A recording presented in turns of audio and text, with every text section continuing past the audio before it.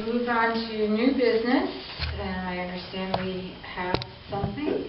Commissioners, before the meeting, Mr. Dudko asked to speak before the commission, and I told him it was entirely up to us if we wanted to listen to him. And if so, we would limit him to at least 5 minutes. If that's okay at this time, because I know we have to talk about the Route 6 corridor study, and that might take a little while, so I'm just doing it as a courtesy to Mr. Dudko. Fair to let him public, let him speak. Is that all right? Mm-hmm. Okay.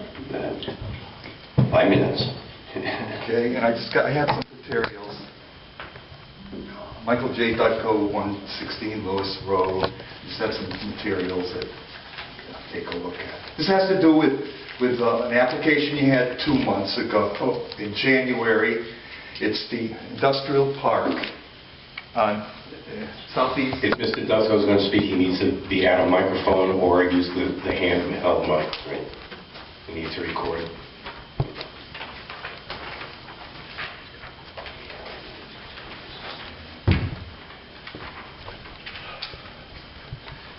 You had an application, pods, place the limitations can make me nervous on time. Okay, pods had the site plan presented. What I noticed is that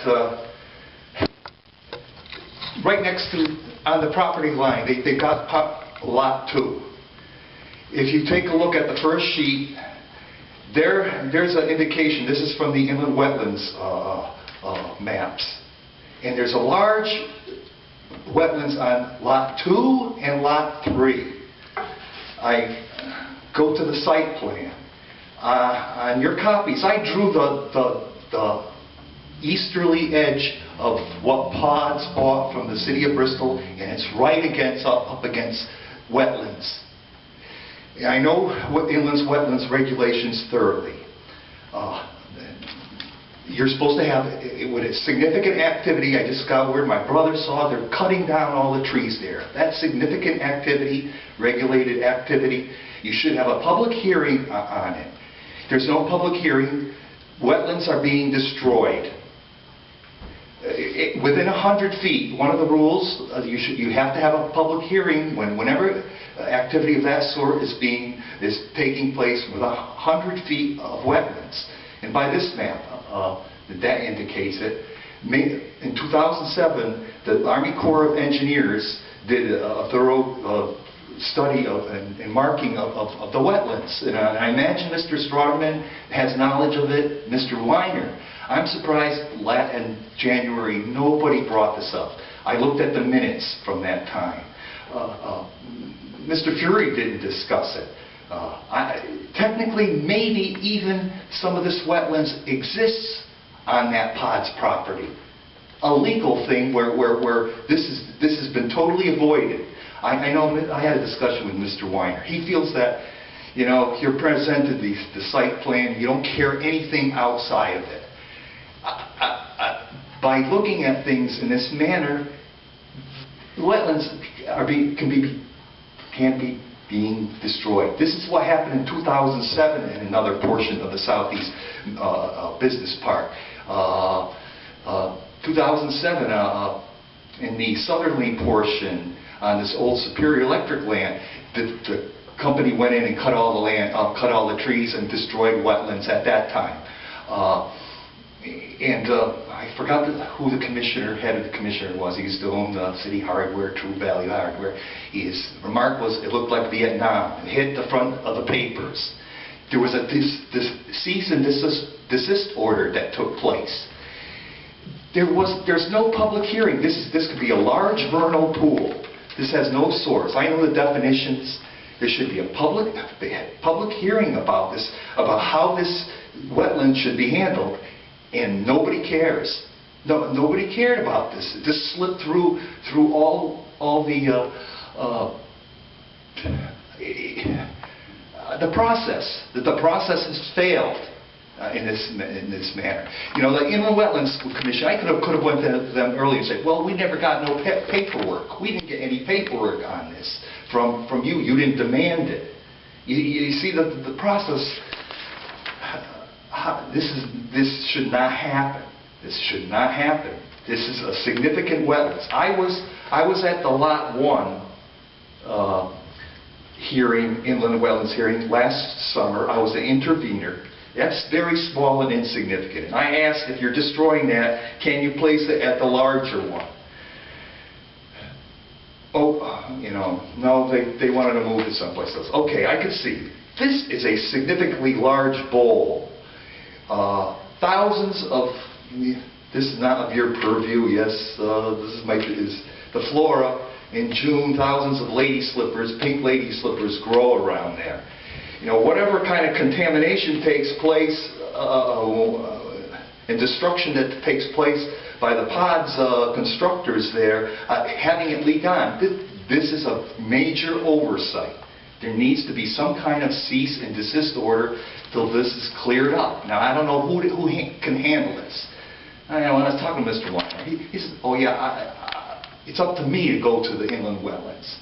You know, I'm a citizen, I come to you too. You are supposed to carry out also proper procedure and protect and not fail at that. And ignore it. You shouldn't ignore it to that extent either.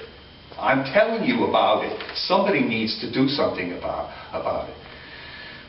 You know, I don't know if you're holding me strictly to it. Well, I am, only because, you know, you weren't on the agenda, so Okay, one more thing. giving you the courtesy. Just one more item. Go ahead. One of the items that had to be passed in to Mr. Weiner was on page 4 of that digital document that you had, was the inland wetlands application proof. Now that fails.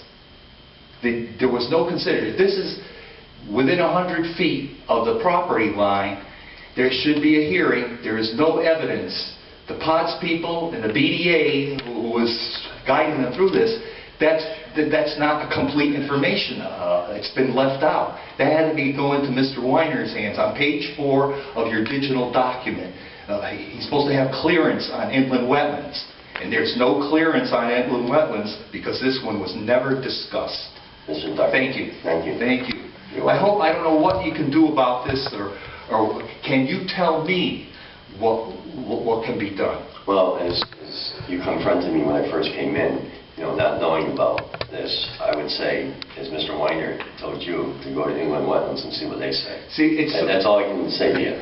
It's so surprising to me that you know, these boards are such a narrow view, and bad things happen because people take that attitude, and that's the structure, maybe the structure of government.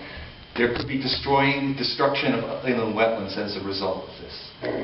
Thank you. Mr. Chairman, just for my own knowledge, don't we have a wetlands enforcement officer? Yes, we do. So that's who I should go see, or somebody's got to go. Mr. Dudko and I had a rather lively conversation before the meeting, and I indicated to him that the appropriate jurisdiction would be, the city has an inland wetlands enforcement officer. If he brings it to that person's attention, that person would be responsible to investigate the matter further, and he can always bring it before the Inland Wetlands Commission. This commission has no jurisdiction over the wetlands, the city's wetlands. When you get a site plan for review, other boards and commissions have to have done their due diligence, and it's not really your job to second guess what other boards have or haven't done. You have to rely on the information that we're provided with from those other boards and commissions. It's assembled, and then you know, under your jurisdiction, you do what it is you have to do. Just one other comment. Did you want these back? No, you can keep them. I'm going to make a lot of copies for All right. Thank you. other boards. All right. Next.